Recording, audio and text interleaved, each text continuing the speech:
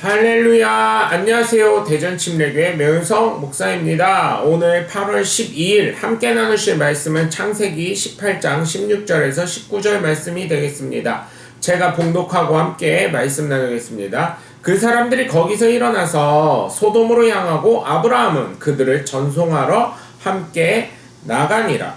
여호와께서 이르시되 내가 하려는 것을 아브라함에게 숨기겠느냐? 아브라함은 강대한 나라가 되고 천하 만민은 그로 말미암아 복을 받게 될 것이 아니냐.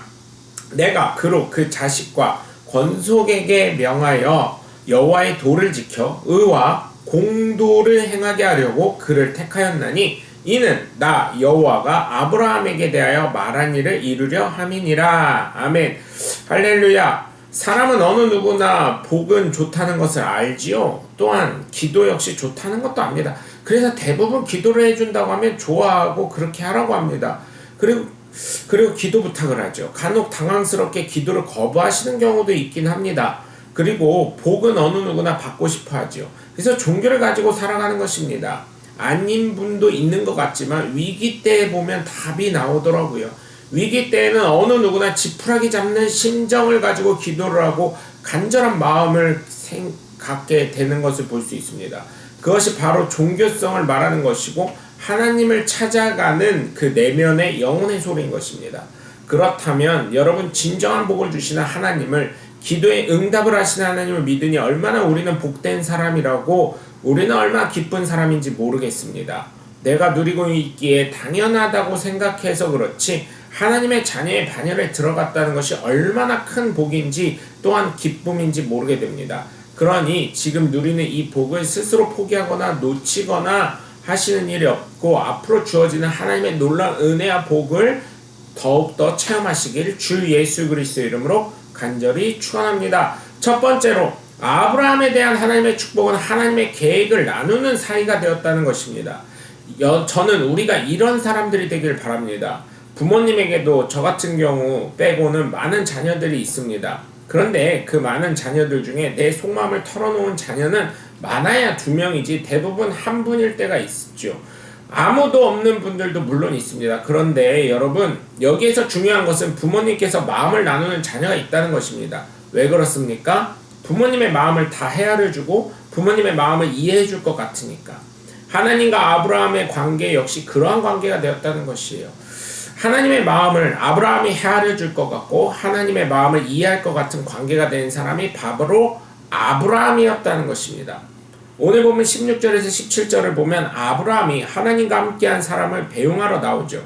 그러자 하나님이 내가 하려는 것을 아브라함에게 숨긴 이유가 무엇냐고 하십니다. 저는 우리가 하나님의 관계가 이러한 관계가 돼서 이신전신이 되듯이 하나님의 마음을 시원케 할 수 있는 저와 여러분이 되시길 주 예수 그리스도의 이름으로 간절히 축원합니다. 두 번째, 아브라함에 대한 하나님의 축복은 아브라함을 강하게 하시고 아브라함을 통해 모든 족속의 복을 받게 하셨습니다. 이러한 복이 아무에게나 주어지지 않지요.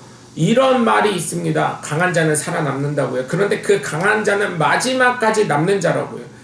여러분 정말 강하다고 생각합니까? 여러분이 바로 이 아브라함과 같은 복을 받는 존재들이라고 생각하시길 바랍니다. 조금만 인내하시면 됩니다. 어둠이 깊으면 깊을수록 새벽에 떠오르는 햇빛은 강렬하게 됩니다. 죄가 짙으면 짙을수록 하나님의 은혜는 어마어마하게 크게 나타나죠. 여러분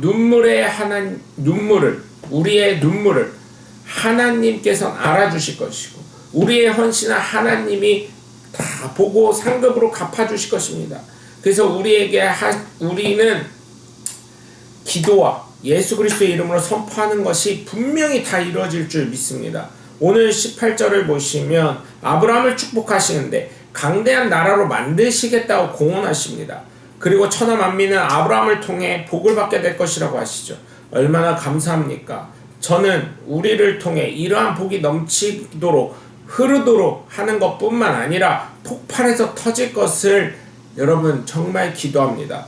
조선시대 우리의 믿음의 선조들이 기도한 것이 지금 다 이렇게 이루어져서 우리가 생각하지 못했던 놀라운 은혜와 복을 받아 누리는 것처럼 지금 우리가 기도한 것은 반드시 하나님께서 우리의 삶이 끝나기 전에 반드시 다 이루어주셔서 하나님의 살아계심을 증거케 하시는 놀라운 은혜와 복을 저와 여러분을 통해 나누실 수 있고 체험하실 수 있길 주 예수 그리스도의 이름으로 간절히 축원합니다.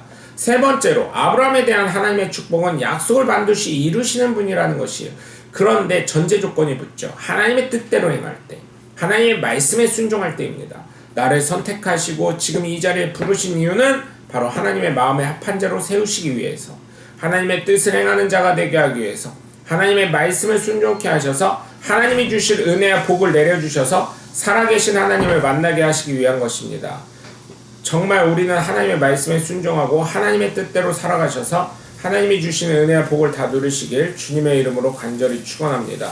오늘 본문 19절을 보시면 하나님께서 아브라함과 그 자식과 권속들을 택하신 이유는 바로 하나님의 도를 지켜 의와 도를 행하게 하시려고 하신 것입니다. 그리고 그렇게 할 때 아브라함에 대해 약속한 모든 것을 이루시려고 하신 것이에요. 그러니 하나님의 복을 반드시 이뤄집니다. 그렇기 때문에 하나님의 뜻대로 살아가고 하나님의 말씀에 순종할 때 하나님으로부터 내려오는 복과 은혜를 다 받아 누리는 저와 여러분이 되시길 주 예수 그리스도의 이름으로 간절히 축원합니다. 여러분 오늘도 함께 해주셔서 감사합니다. 저는 대전침례교회 명성 목사였습니다. 감사합니다. 샬롬.